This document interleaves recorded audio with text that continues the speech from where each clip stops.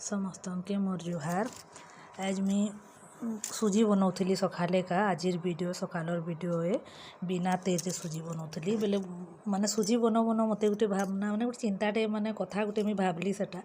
ଯେ ଏଇଟା କେନ୍ତା ବୋଲିକରି ସେଥିଲାଗି ଆପଣମାନକେ ସେୟାର କରୁଛେ ମୋତେ ଟିକେ ଇଏ ଲାଗଲା ବେଲେ ଦେଖୁନ୍ ସୁଜି ବନଉଛେ ଆଜ ମୁଇଁ ବିନା ତେଲରେ ବନଉଛେ କାଁଯେ କାଲ ଆମର ଜଣେ ଖରାପ ହେଇଯାଇଛନ୍ ମାନେ ମରିଗଲେ ଦାଦା ଲାଗବେ ସେମାନେ ଗୋଟେ ମରିଗଲେ ବେଲେ ଏଖେନ୍ ତ 3 ଦିନ ତେଲ ପାଏନ୍ ନି ସରଲେ ଆମର ଆଡ଼େ ତେଲ ନି ଖାଉଁ ହେଲେ ସେଥିର୍ଲାଗି ବିନା ତେଲରେ ବନଉଛେ ମାନେ ଭଗବାନ ତିଆରି କରିଛନ୍ କି ମନୁଷ୍ୟ ତିଆରି କରିଛନ୍ ସେଟା ତ ମୁଇଁ ବୁଝି ନି ପାରି ଯେ ଜଣେ ମରିଗଲେ ମାନେ 3 ଦିନ ତକର ତେଲ ହଳଦୀ ନି ଖାଆତ ବୋଲସନ୍ ତାନୁ କାମଘର ସରବା ହେଲେ ଯାଇକରି ମାନେ ଶୁଦ୍ଧି ହେସନ୍ ସେଟା ମାନେ ଜଣେ ମନୁଷ୍ୟ ମାନେ ଆମେ ଦେଖୁ ଜନମ ହେଲେ ବି 6 ଦିନ ତକର ସେଟା ଷଠି ତକର ମାନୁଛନ୍ ଛୁଆ ଜନମଟେ ହେଲେ ତାନୁ ମରିଗଲେ 12 ଦିନ 13 ଦିନ ତକର ସେଟା ମାନୁଛନ୍ ମାନେ କେନ୍ତା ମାନେ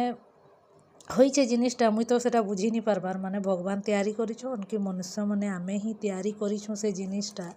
ଯେ କିଏ ଜାଣିଛେ ସେଟା ତ ମୁଇଁ ନି ଜାନି ବାକି ମୁଇଁ ଭାବଲି ସେଟା ମାନେ ଜଣେ ଜି ଥିବା ତକର ମାନେ ମନୁସନ୍ ମାନେ ଘରେ ମାନେ ଲୋକ ବାକି ସବେ ସମସ୍ତେ ଇଏ କରୁଛନ୍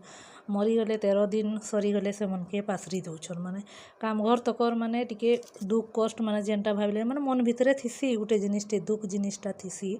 ବାକି